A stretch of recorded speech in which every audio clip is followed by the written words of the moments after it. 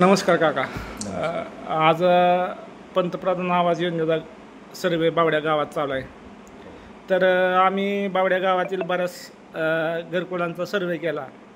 जे लाभार्थी आहेत त्यांच्यापर्यंत पोहोचण्याचा प्रयत्न केला की खरोखरच ग्रामपंचायतचे ग्रामसेवक असतील, सदस्य असतील किंवा बाकी आणखी ग्रामपंचायत प्रशासनातील व्यक्ती त्या लाभार्थींपर्यंत पोहोचून त्यांचा सर्वे व्यवस्थित झाला का नाही हे पाहणी करण्यासाठी आम्ही बावड्या गावातील घर टू घर फिरलो.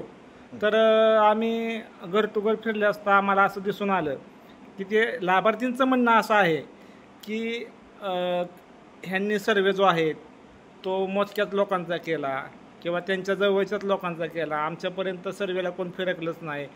किंवा काही लाभार्थींचं असं बी म्हणणं आहे की आमच्याकडनं थोडं आम्हाला आर्थिकची बी काही मागणी केली, पण ते लाभार्थी सध्या बोलायला तयार नाहीत. आम्ही त्यांना विचारलं कोणी मागितलं तर ते म्हणतात नको नको आम्ही बोलू शकत नाही, आमचं घरकुल आलेलं माघारी जाईल. तर ह्याच्यावर तुमची काय प्रतिक्रिया आहे ग्रामपंचायत सदस्य म्हणून?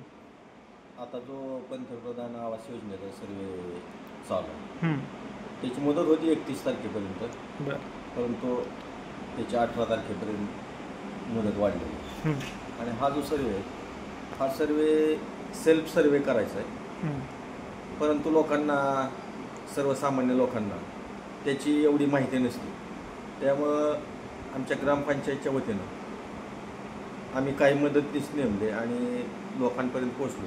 तुमचे मी जवळजवळ आठवडा झालं बघतोय तुम्ही लोकांपर्यंत पोचला आणि त्या लोकांची तक्रार आहे की आमच्यापर्यंत कोणी आलं नाही, आम्हाला काही माहिती दिली नाही.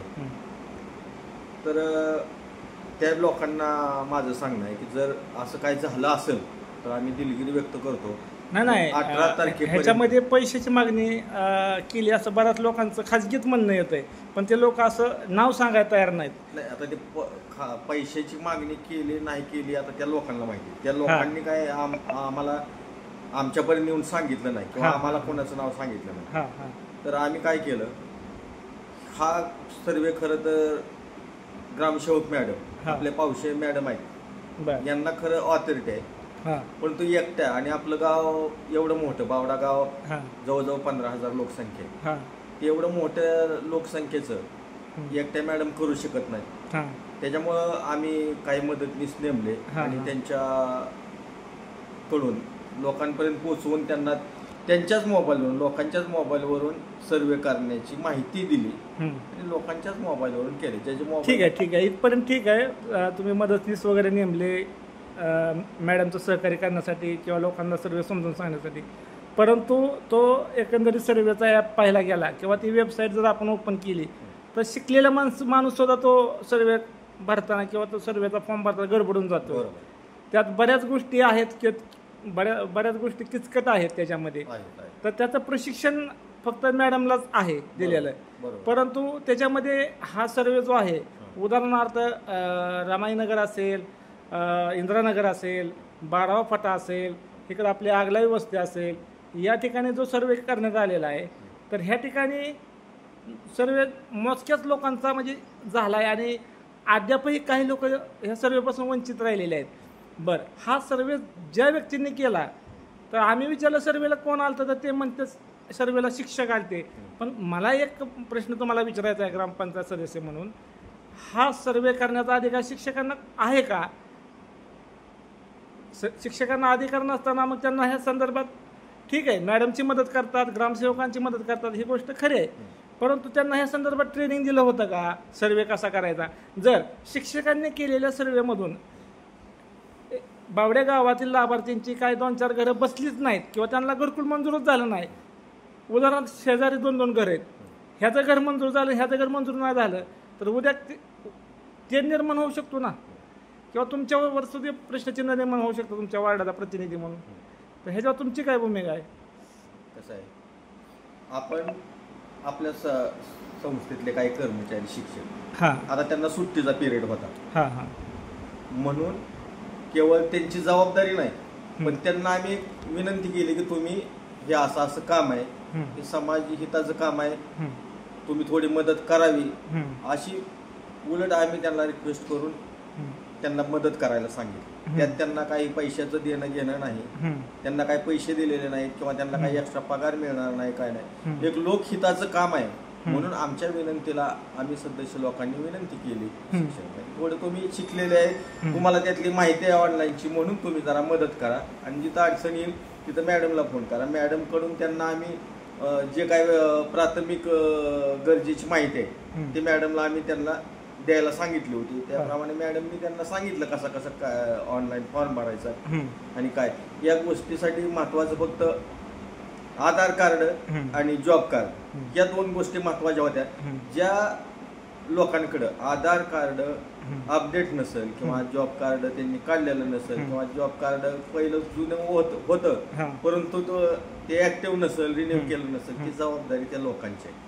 जर यापासून कोण वंचित राहिलं हे कार्ड आम्ही आधार कार्ड तर दुसऱ्याचं आधार कार्ड आम्ही त्याच्या परस्पर ऍक्टिव्ह करू शकत नाही, बरोबर आहे, किंवा त्याचं जॉब कार्ड आम्ही त्याच्या परस्पर काढू शकत नाही. त्यासाठी त्यांनी यावं लागेल, त्याचे फोटो द्यावे लागते. आता हा तुमचा 1-2 मिनिट तुम्हाला थांबवतो की विषय कसा आहे माहिती आहे का. आता आम्ही जो सर्वे केला, आम्ही पूर्ण तालुक्याचा सर्वे करतो आणि आपला बावडा गाव जरा थोडं मोठं आहे आणि राजकीयदृष्ट्या एक वलय गावाला, त्याच्यामुळं बावड्या गावाचा आम्ही जेव्हा माहिती घेतली, अपडेट घेतली, लोकांची किती नावं आहेत, कितींची यादी आलेली आहे, किती लोक मंजूर आहेत, तर आम्ही सर्वे केल्यानंतर आम्हाला प्रत्येक आम्ही घर टू घर फिरल्यानंतर कळलं की तर सर्वेला कोण आलंच नाही. ना शिक्षक आला, ना ग्रामसेवक आले, ना कोणी इतर कर्मचारी आले.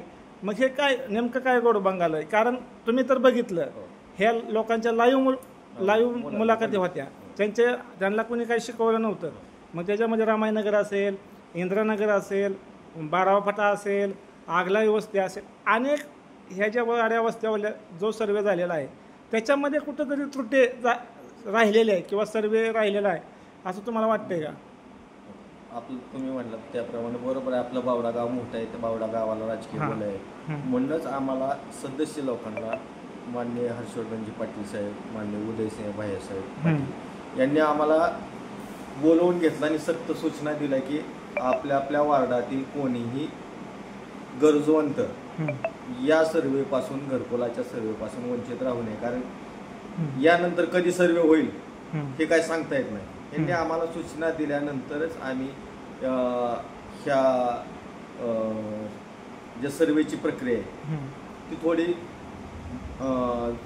काही मदतनीस घेऊन ती पार पाडली. आम्ही शक्यतो सर्रास सर्वे करण्याचा प्रयत्न केला. आमच्या मदतनीस आणि आमच्या लोकांनी शक्यतो सर्रास असं कोणी जरी तुम्हाला वाटत असेल की यात काय राजकारण आहे तोंड बघून केला, जर तोंड बघून केला असता असं आम्ही म्हणत नाही, असं जनतेतनं चर्चेत सध्या चालू तर जवळजवळ 1500 लोकांचा सर्वे पूर्ण झाला. 1500 लोकांचा जो कोणाचा राहिला असेल तर त्याचाही सर्वे 18 तारखेपर्यंत आम्ही त्याच्यापर्यंत पोहोचायचा प्रयत्न करू. तुमच्या माध्यमातून आम्हाला बरेच लोक समजलेत की यांच्यापर्यंत कोण पोचलं नाही. आम्ही संबंधित त्या वार्डचे सदस्य असतील, त्या वार्डमध्ये ग्रामसेवक पाठवून आणि काही इतरांची मदत. पण मला काय म्हणायचंय, आता मुदत वाढवली म्हणून ठीक झालं, बरोबर आहे. जर मुदत संपली असते तर काय केलं असतं ते बी तुमचा प्रश्न बरोबर आहे. पण आम्ही शक्यतो कोण वंचित राहील, कोणी राहू नये, कोण वंचित राहील